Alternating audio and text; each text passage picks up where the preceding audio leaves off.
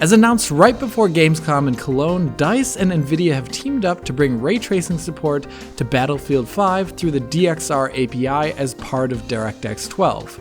We at Digital Foundry had the chance to play the game in a closed-door session and ask direct questions to the graphics engineers responsible for the implementation, so we could learn how it works, how they felt about ray tracing in general, and their plans for it for the future in terms of performance and features. With that kind of access, we really have a lot of information to share, so let's get into the thick of details real quick. But warning though, it may get a little bit technical.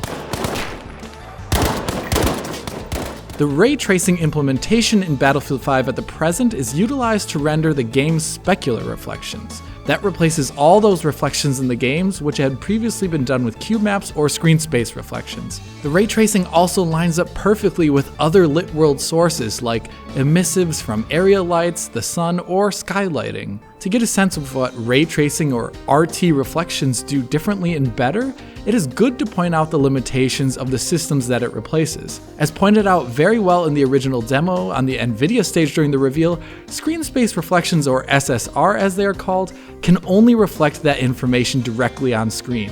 So you will not be able to see around corners with screen space reflections, you can't see in mirrors with screen space reflections, and when an object occludes them in the foreground, they disappear. SSR in Battlefield 5, in comparison to other games, does actually allow for reflections of transparent objects like flames or smoke, but it is actually projected at the wrong depth, so it'll look generally wrong in many scenarios. And like in many games, screen space reflections in Battlefield 5 do not apply to transparent surfaces like glass. If they are applied to something transparent, it's usually something like water, where an extra step is required, extra work, and has all those same errors and limitations as found on normal opaque surface SSR. Furthermore, to save on performance, screen space reflections in Battlefield 5 run at half resolution, and they purposefully have a conservative cutoff point as to which objects are tested against to have screen space reflections. This is called a roughness cutoff. So objects of a certain roughness on their surface, even if they technically would have a bit of reflection in them, are cut out of getting screen space reflections entirely.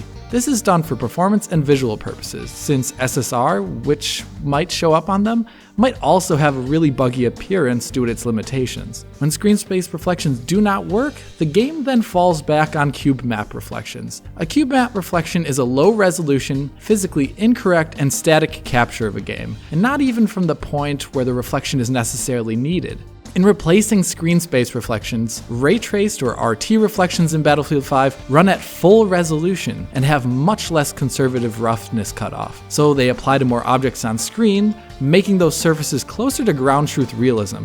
In having 2 times the resolution of normal screen space reflections, RT reflections will look crisper and more defined. So unlike the cube maps or default SSR in Frostbite, ray traced reflections respect many more realities of light and surface shading. This makes materials truer to their real-life originals. RT reflections look more or less clear based upon the surface type and their roughness, and can even evidence stretching. See, in real life, surfaces that are less than perfect mirrors show the reflection of a perfect sphere, for example, as an ellipsoid based upon the viewing angle. This is behavior that is also captured with the RT reflections in Battlefield 5. This variable glossiness, differences in clarity, and the stretching of reflections leads to some interesting visual differences among the reflections themselves. See here, we're seeing a reflection of our character model on screen, both in a more perfect reflection in a mirror-like window, or in a less perfect reflection on a car.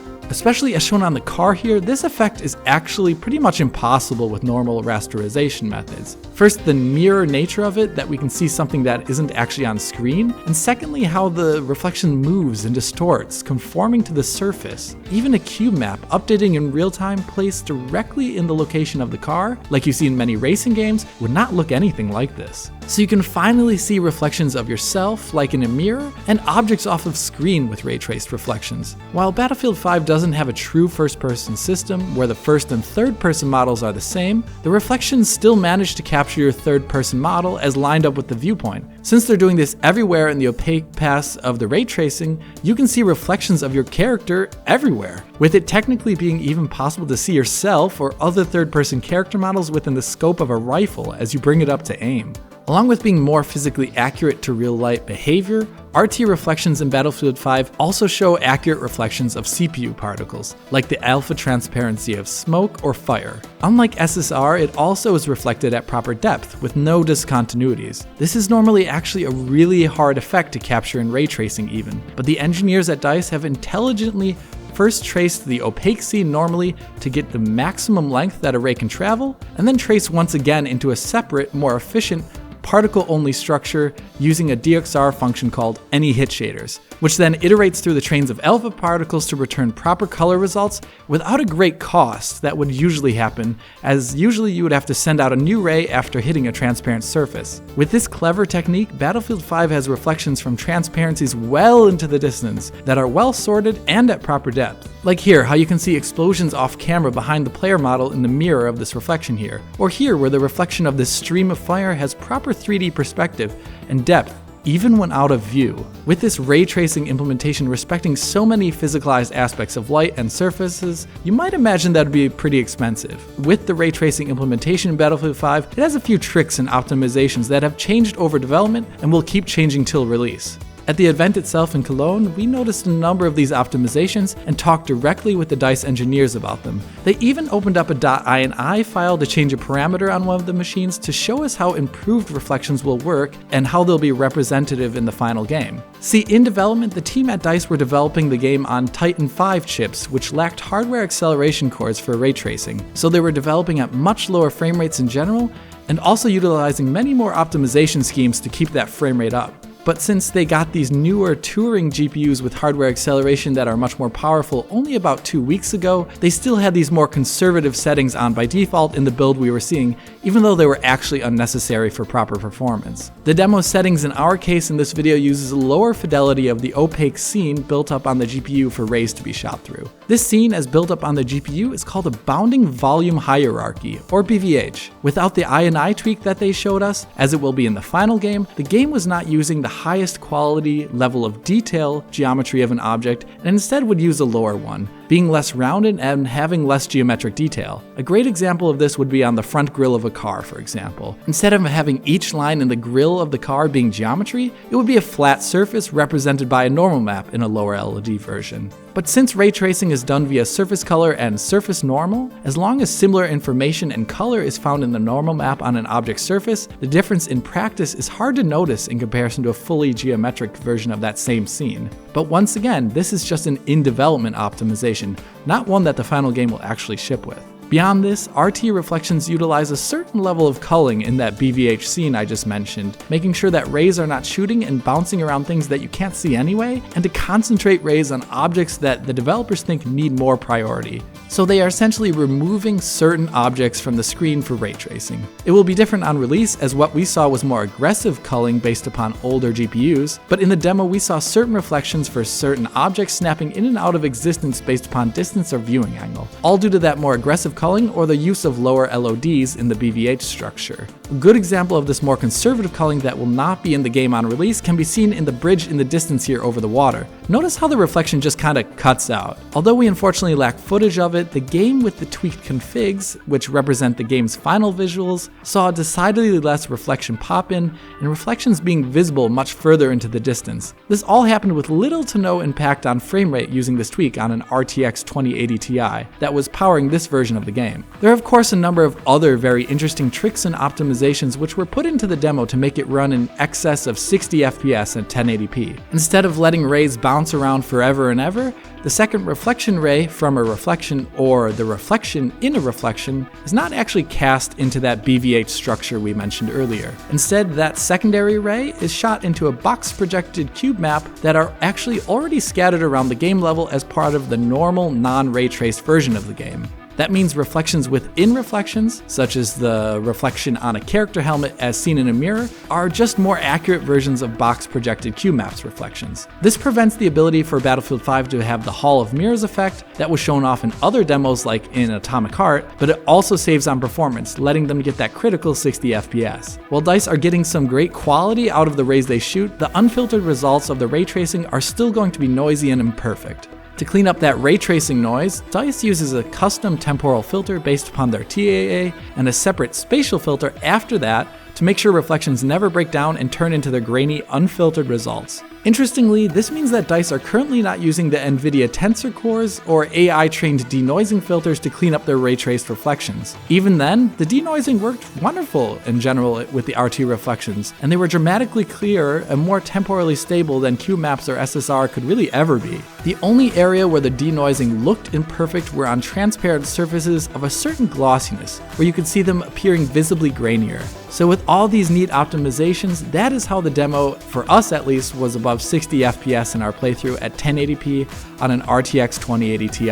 As a test, we did turn up the internal resolution to around 1440p, and we saw a steady sub 60 FPS frame rate, presumably in the 40s or 50s. We also turned up the game to 4K, which saw the frame rate plummet into the visually sub 30 FPS territory. Heck, even DICE were surprised that the game was running at all at 4K with ray tracing. These are early days of their implementation and the hardware and the drivers, so they're not even always sure how far it can be pushed until the game or the driver crashes. There are two parts of the performance equation here which are still being looked at before release. At the moment, the resolution from which the rays per pixel is derived is 1-to-1 with your chosen internal rendering resolution. So ray tracing is done at 4K if your resolution's at 4K. Likewise, the size of those BVH structures built up on the GPU not only increase or decrease based upon scene to scene, but they also increase in memory footprint with the resolution as well. So tailoring the game to work on different levels of hardware, such as on the RTX 2070 or 2080,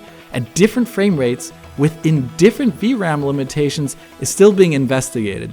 To allow people to achieve their desired frame rate targets with RT reflections on, DICE engineers mentioned their desire to give the player greater control over the quality of ray tracing in comparison to the rest of the game's visuals. This could either mean controlling the amount of rays shot per pixel, presumably, or scaling the RT resolution independent of the rasterized resolution of the game. So ray tracing could be done at 1080p or lower, while the rest of the game is actually rendered at a higher resolution. Or they could perhaps end up using intelligent upscaling of lower resolution RT results, using AI-based reconstruction or checkerboarding even. Given how crisp and accurate the reflections already look at 1080p, I imagine this is a great way to allow players to have better frame rates or higher resolutions while keeping ray tracing on. It is still real-time ray tracing though, an expensive holy grail in rendering. There's still a sunk cost for utilizing it, and like every other aspect of rendering, a game's final frame rate is only going to be as high as all the various subsystems of the GPU or PC allow it to be. DICE knows this, so they're looking into the best way to present scalability for ray tracing to the player in the final game, instead of just being a mere toggle for on and off. Before release, they're also looking into other ways to speed up the ray tracing while maintaining the same level of fidelity. The team are currently noticing that triangle counts in this BVH structure I mentioned earlier are not actually greatly affecting the RT performance much, hence why they showed us this LOD tweak, which the final game will launch with.